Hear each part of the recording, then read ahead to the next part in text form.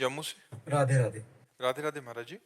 महाराज जी, जब हम दुखी होते हैं या हमारा खराब समय चल रहा होता है, जब हमारा आर्थिक या शारीरिक नुकसान होता है, तब हम अपने विश्वास को कैसे प्रभु पे बनाए रखें और मन को आपने स्थिर रखें? किसी के साथ गलत आचरण किया और हमारे यहाँ का कानून आपको बंदी बना के दंड दे रहा है, तो उसमें भगवान का क्या दोष है? हमने कर्म किया, उसका भोग भोग रहे हैं। ऐसे ही अनेक जन्मों से हमारे कर्म होते चले आ रहे हैं, तो उसमें भगवान का विश्वास अविश्वास थोड़ी। अब वो तो विधान है, वो तो कानून है। तो ऐसे कानून, भगवान भी कानून के अंतर्गत है। जो भगवान ने कानून बना दिया, उस कानून के अंतर्गत भगवान भी है।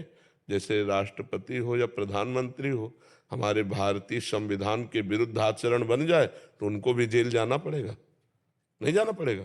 तो ऐसे भी भगवान ने व्याध की तरह छुपकर बाली को मारा, तो कृष्णावतार में अंतिम समय व्याध ने भगवान के चरण में बाण मारा।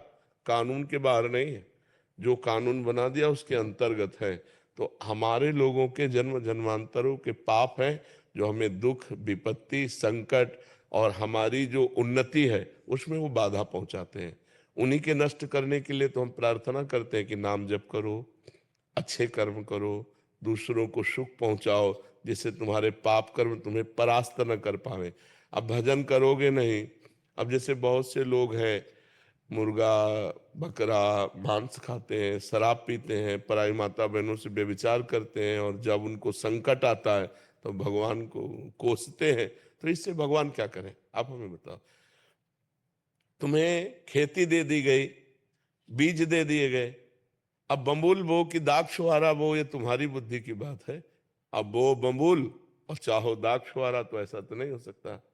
ऐसे ही करो कर्म असत, पाप कर्म, और फल चाहो सुख, तो ऐसा नहीं हो सकता। अच्छे कर्म का फल अच्छा होता है, बुरे कर्म का फल बुरा होता है। वो बुरा कई रूप धारण कर लेता है, कभी अपमान रूप धारण कर लेता है, कभी असफलता रूप धारण कर लेता है, कभी विपत्ति रूप धारण कर लेता है, कभी विनाश रूप भी धारण कर लेता है। उसी से बचने के लिए हम कहते हैं नाम जप करो, भगवान की आराधना करो। तो जैसे मुकदमे में हम हार गए और हमको फांसी की सजा मिली, अब कोई उपाय नहीं कि आपको फांसी से बचाया जा सके, तो एक उपाय है, राष्ट्रपति से क्षमा याचना। तो ऐसे हमारे भगवान हैं।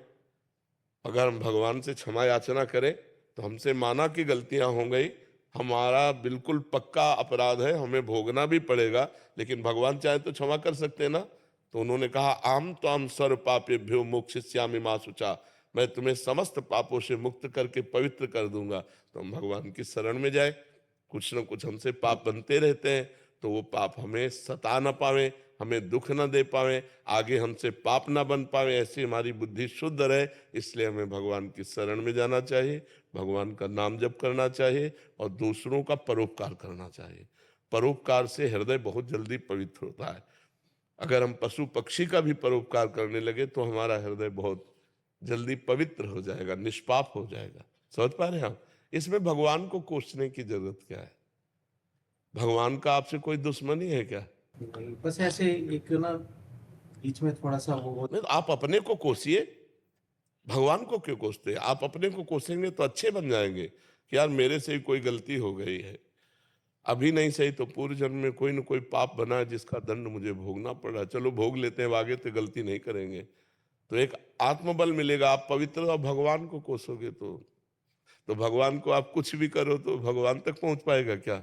वो तो बहुत महान है, बहुत महान। देखो, पूरे अनंत ब्रह्मांडों का सृजन करके सबके अंदर खेल रहा है। वो चींटी के अंदर भी आराम से सो रहा है और समस्त ब्रह्मांडों को अपने एक रोमकूप में रखता है। इतना महान है, महतो महियान, कि अनंत ब्रह्मांडों को एक रोमकूप में रखता है। और इतना छोटा है, अणुअणियान, कि वो चींटी के भी हृदय में आराम से शयन कर रहा है।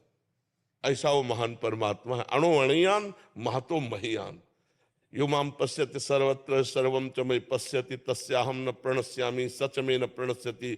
जो सर्वत्र श्री भगवान को देखता है, सबको श्री भगवान में देखता है, वही वास्तविक देखता है। सर्वत्र भगवान सबके हृदय में हो, सब भगवान के हृदय में वास करते हैं। ऐसे भगवान को हम भला कोस करके क्या प्राप्त कर लेंगे? इसलिए उनकी शरण में जाए, उनका नाम जप करें और अपने को कोसे कि हमसे कोई गलती हो गई है जिसका परिणाम मुझे